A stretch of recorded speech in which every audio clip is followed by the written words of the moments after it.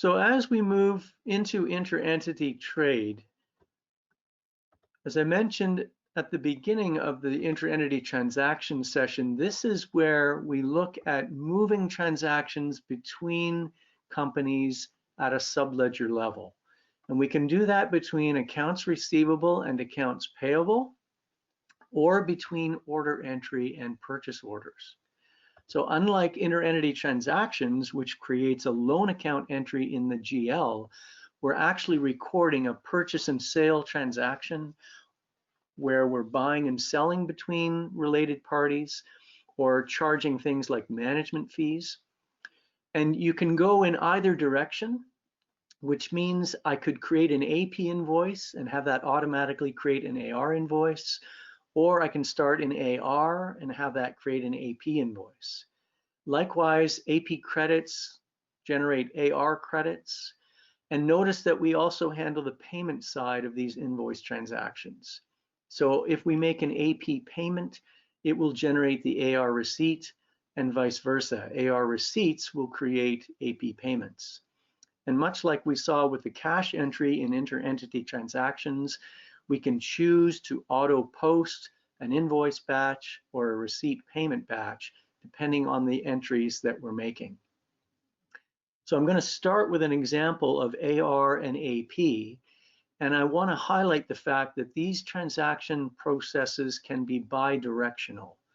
And so what I'm going to do is I'm going to enter an AR invoice in this company, company 4, and it's going to generate an AP invoice in entity 3. And then we'll show you the AP invoice in entity 3, and we'll do the payment entry in entity 3, which will then come back and do the AR receipt in entity 4. And how inter-entity trade knows to do that is because we set up the trading partner relationship in the system. So in entity 4, I create an AR document, in this case an AR invoice, and I send that invoice to entity 3. Their customer number is 9003. And then once I post the AR invoice in entity 4, the system goes over to entity 3's database and sets up the payable invoice back to entity 4. And in this case, there's no markup on in this case, it's delivery revenue that we're distributing. You could use the price multiplier to build in a margin, an intercompany profit margin, if you wanted to. Notice as well that you can use this to create an elimination entry if you need to generate consolidated financial statements. You can also post to an elimination company if you use a consolidated company to set up your consolidated financial statements. And so the other thing that we need to do, once we've established the relationship between the customer and the vendor in this case, is we assign the GL accounts that give rise to these intercompany transactions. So in our case, I'm going to be making an entry to debit the AR and credit the delivery revenue, which will then go over and set up a miscellaneous expense charge in company 3. So this is just a one-to-one account mapping. But notice that we can use wildcards so that if it was a series of accounts, let's say the 5,000 accounts, I could use wildcards as either a star or a question mark. And this would allow me to define a range of accounts that can be mapped to a range of accounts in what we call the target company. So let's go to accounts receivable and set up that invoice entry. So in entity 4, I'm going to create the AR invoice for entity 3. And I'll just call this inter-entity trade, which is entity 423. Just so we've got a sort of a benchmark for what we're working with here. And then the customer number is 9003. And we want to use a distribution code. So instead of an item invoice, this is going to be a summary invoice. And the distribution code is called delivery. that means it knows that the account is 4200-4 delivery revenue, and let's say it's for $750. And when we post this AR invoice, you will see that the transaction gets posted in company 3. So I'll save this, and then we'll go ahead and post that invoice batch. And you'll notice a message pops up about inter-entity trade, AR, and then AP. Okay, so we have a transaction here in Entity 4, an accounts receivable invoice, and we've generated off that AR invoice an AP invoice in Entity 3. So by going over to Entity 3 and looking at AP, I open up my invoice batch list, and I see, yes, indeed, there's a $750 payable amount set up December the 1st. And again, I want you to notice the description of the batch. I talked about our audit trail in the first session around inter-entity transactions. Notice that we can put in the information about the company that this transaction originated in, which was Entity 4. We've also noted the user who entered the transaction in Entity 4 and the posting sequence number. And here, we've also identified the fact that the document number is being generated off a transaction from Entity 4, and it's created our invoice 17, which is $750 to the miscellaneous charge code. So there again, we've only entered the transaction once in one company, and it automatically creates the offsetting payable in another company. Now, this could have been done within the same company as well if we had chosen to. But let's go ahead and post this entry. And then we have a posted AP invoice here in company 3. And now I want to pay the invoice here in entity 3, which will create the AR receipt back in company 4. So we talked about the fact that we can do both sides of the entry. We can do the invoicing side as well as the payment receipt. So this is entity 3 payment to entity 4 AR. Okay, so that's what we want to record. The vendor number is 9004, and that's our description. And we'll select all the documents, and what we want is invoice 17. Oh, here it is here, as the column heading. There we go. Invoice 17 for $750. Let's say yes, we would like to do that. We'll add that as an entry, and then close, and then let's print and post. So if we print and post, we have to go ahead and print the check to post. I'm just going to print to the screen. I may have to change my settings here. I think I do. Oh, there we go. So there is the check payment payable to 9004, entity 4, that document number, that date, that amount. So now that that's been printed, I'm going to say yes, it was, and it posts. And in the case of posting, it will post the payment and then do the AR trade receipt. Okay, so we've done the payment entry in entity 3. Now we go back to entity 4, and we should see the receipt batch that's been created against the original AR invoice that we set up in entity 4. And there's the receipt batch for $750. Okay, the balance against invoice 17, $750. And you can see the description that I put in the entity 3 payment batch is the description that comes across for my batch here in entity 4. So very simple way for you to transact AR and AP invoice transactions between related parties where you need to offset an AR invoice in one company to an AP invoice in another company, and then we can handle the cash transaction side where we pay it and we automatically create the corresponding receipt. So that's AR AP trade.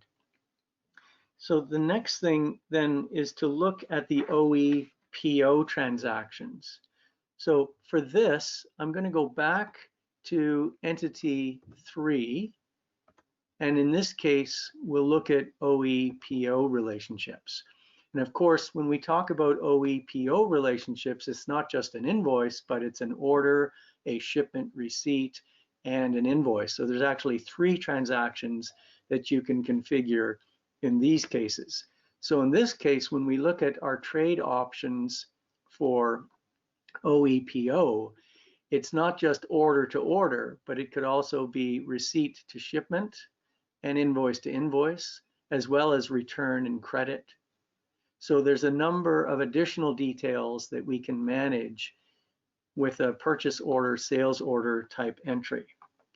So in this case, because we're doing OE-PO, we're going to look at the entry between company 3 and company 4. And in this case, it's what we call account to account, which means the full document. We could go ship via, which means I can identify one line item that's part of an intercompany transaction if the whole purchase order is not an intercompany transaction.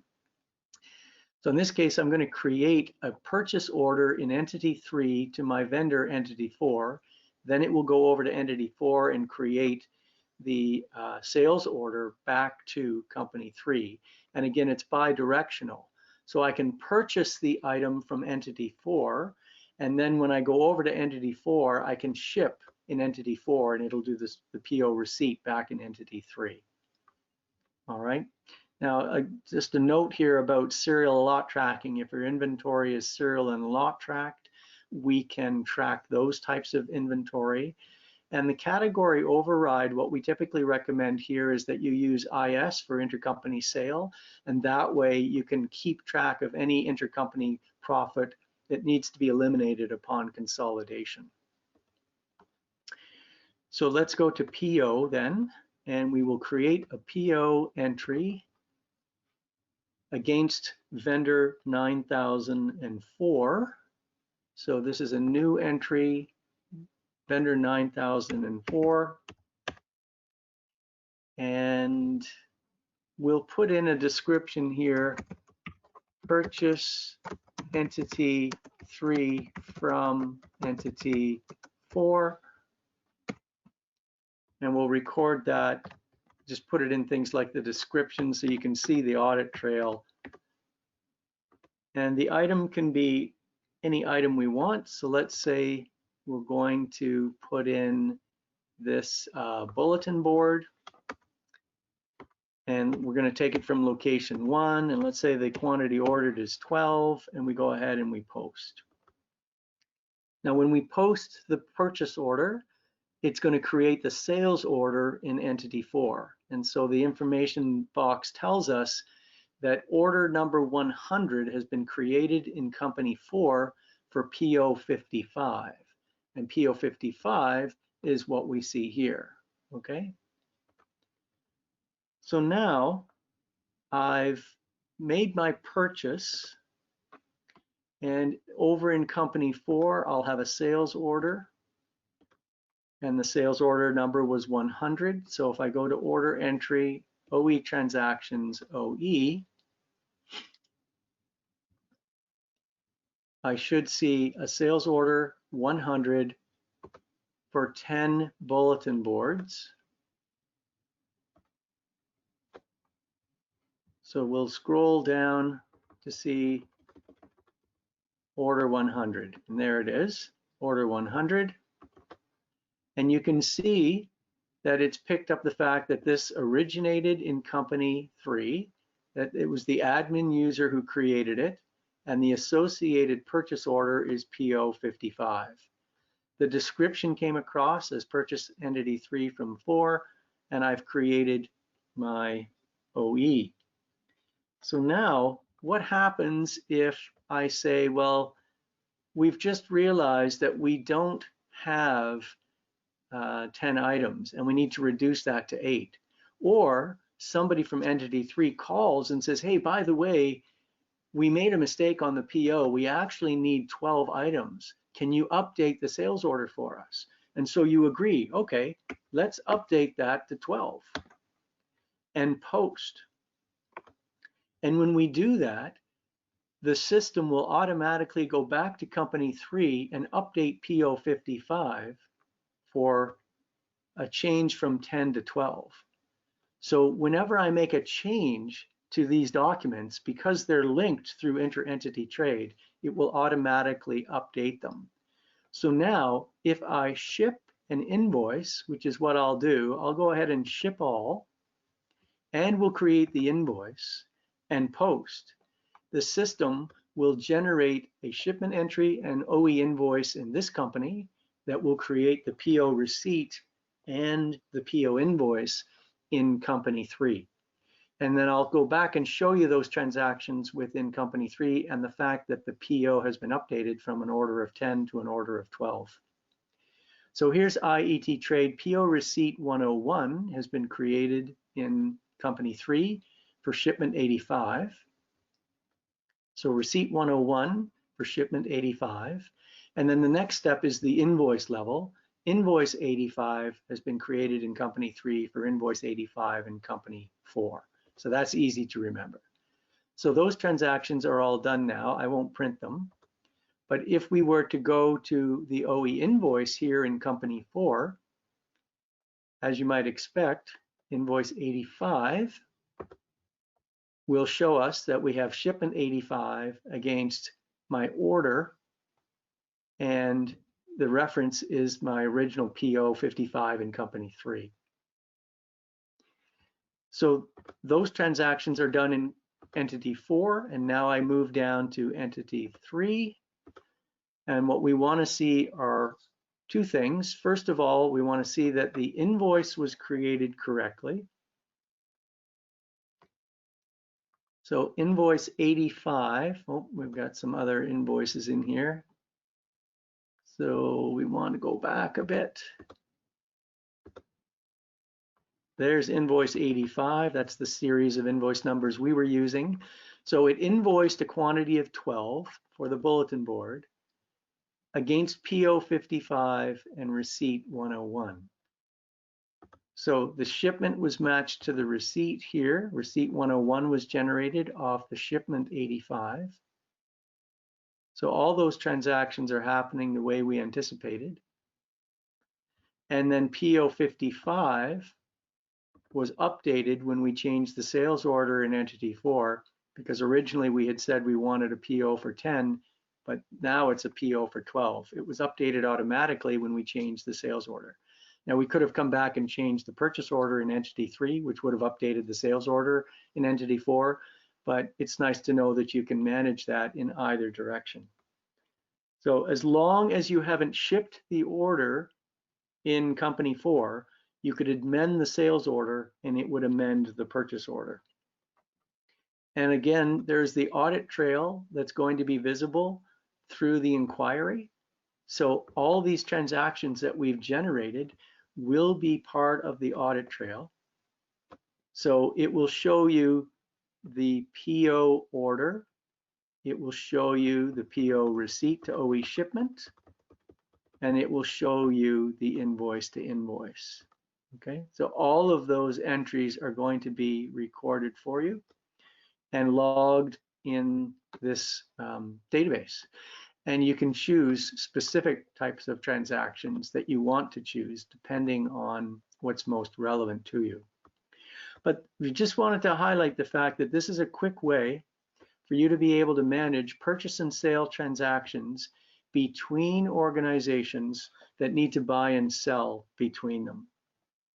And this should hopefully save you a bunch of time. Now, of course, in the real world, particularly for the OEPO example, you may not want to automate the order, the shipment receipt, and the invoice all at one time, because obviously that's not going to match the physical movement of the goods. And it may make sense for you to manually choose when you want to create the invoices as opposed to auto-generating them all the time. But that's the purpose of being able to allow you to set up by transaction type when you set up trade options. You can choose what transactions you want to generate automatically versus the ones you don't. And to be honest, in most cases, our clients will automate the order process and maybe receipt shipment and do the invoices manually because there's a financial implication to the generation of those invoices. But in either case, these transactions are automated for you so that you don't have to record entries in both companies, and any changes that are made are going to be updated automatically for you. Okay, with that, I'll stop and leave the floor open for any questions you might have. I do have a few questions here already. So the first one I have is, do I need inter-entity transactions to run IET trade? Okay, very good question. The answer is no. You can actually buy inter-entity trade all by itself if all you need to do is manage the subledger transactions. So inter-entity transactions is not a requirement for you to run inter-entity trade. Although if you do buy both inter-entity transactions and inter-entity trade, they do work together. As I mentioned with the GL triggers, I could balance an entry through the loan account and then using GL triggers create an AR invoice and then use trade to create an AP invoice off the AR invoice. So they do work very nicely together, but to answer your specific question, no, you do not need inter-entity transactions in order to run inter-entity trade. How does inter-entity trade work if the item numbers and inventory do not match between companies? Okay, very good question. I didn't talk about this, but when you're doing OE to PO, there is an item mapping table. So if the items are not exactly the same, and believe me, they have to be exactly the same. So if you have a mismatch in inventory items across your companies, inter-entity trade will uncover that for you. But if you know that in advance, then what you can do is turn on the item mapping table. And then when you're creating the OE-PO trading partner relationship, it will give you an additional tab where you can map the item number in one company to the item number in the other company. So thank you so much for that question. That is a great question. But that's how we would handle it. You would have to map the item codes across companies if they're not identical. The last question I have here is, how do I flag intercompany sales and purchases for elimination if I need to prepare consolidated financial statements? Okay, great question. I did touch on that very briefly, but just to reiterate so it's clear, when you set up the trading partner relationship, we have this category override. So what we would recommend is that you set up a category called IS. So this is an inventory category, so that when you run your sales reports, you'll be able to identify and isolate profits on sales of items that were made to a related party. And so by doing that, you'll be able to isolate anything that needs to be eliminated upon consolidation for your consolidated financial statements. And what you can also do is you can use a location override, which is what some clients do. When you're buying and selling between related parties, you capture the receipt of those inventory items in a separate location. So it's easy for you to see what you've been buying and storing from a related party. It also should touch on just a couple other things here. You have the ability to apply special discounts on document totals between the companies, and you can also override the unit price for both the unit cost and unit price for OE and PO purposes. So we sometimes get questions of how we manage the price between the companies, and so this gives you the ability to control whose price you're using when you're buying items between related parties. But a very good question. Thank you for asking that. It does look like that's all the questions I have for this session. So thank you again, Robert, for presenting.